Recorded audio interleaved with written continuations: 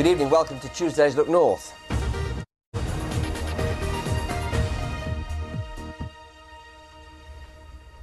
What is the connection between Sharon Stone, Michael Douglas and Batley? Well, it's not quite as obscure as you think, because those two Hollywood legends are among a growing number of celebrities who own art by this man, Todd White. Now, Todd has been described as the coolest artist on the planet by those very same stars. And he's been in Yorkshire for a couple of weeks. He's been to Harrogate, he's been to Bawtry, and he's opened an exhibition in Batley, no less. Todd, it was an amazing response.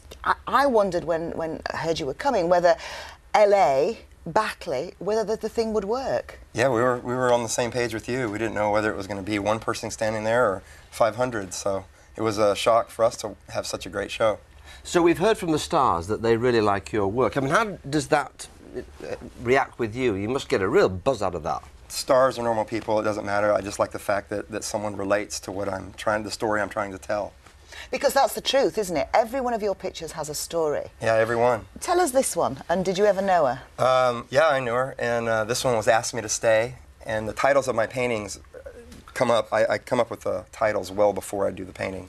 And Ask Me to Stay is that feeling of the relationship. It's time for her to probably spend the night, and she wants to stay, but you're not sure if you want her to stay, and she's gonna, maybe she's hoping you'll ask me to stay, and it's that kind of sexual tension. Looking at her, I think she might have done, but perhaps we better move on. She looks as though she's had a few to drink, in my opinion. But they're all very skinny ladies, aren't they? Is that something that you're trying to sort of Very perpetuate?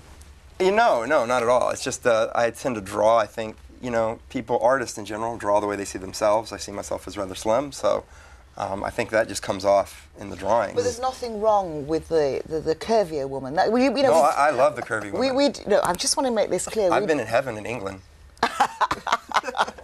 Because they're all so thin where you come from. They're a bit wafy. Yeah, and they all just run and jog all the time. Can I ask you about the one behind you? What's that called? And tell me the story of that one then. That one's called She Kills Me Every Night. Yeah? And that's just basically the idea of that woman that we all have in our lives, that no matter where you go or how many times you broke up with her, you can't get her out of your head.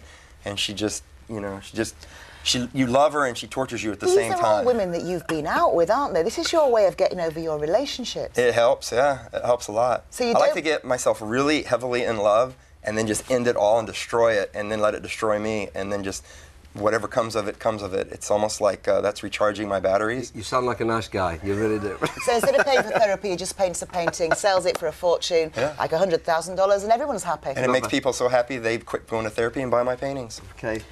Simple. Okay, Todd, lovely to see you, and I'm glad that Yorkshire took you to your hearts a little bit. Thank you very much.